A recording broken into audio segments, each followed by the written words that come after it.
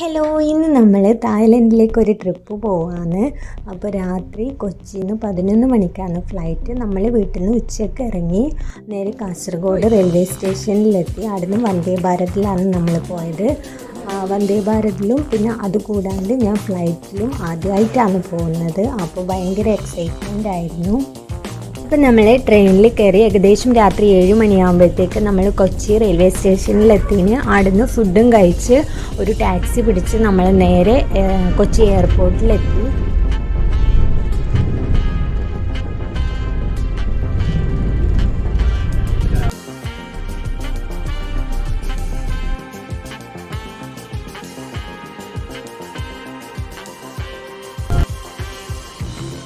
നമ്മൾ എയർപോർട്ടിൽ നിന്ന് ചെക്കിംഗ് ഒക്കെ കഴിഞ്ഞ് നേരെ ഫ്ലൈറ്റ് കയറാൻ പോവാണ്. ആദ്യമായിട്ട് ഫ്ലൈറ്റ് കയറുന്നതിൻ്റെ എക്സൈറ്റ്മെൻറ്റും പേടിയും എല്ലാം ഉണ്ടായിനി.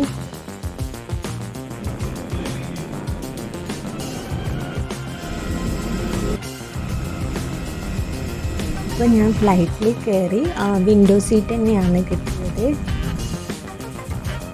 പിന്നെ കുറച്ച് വീഡിയോസും ഫോട്ടോസും അതൊക്കെ എടുത്തുകൊണ്ടിരുന്നു.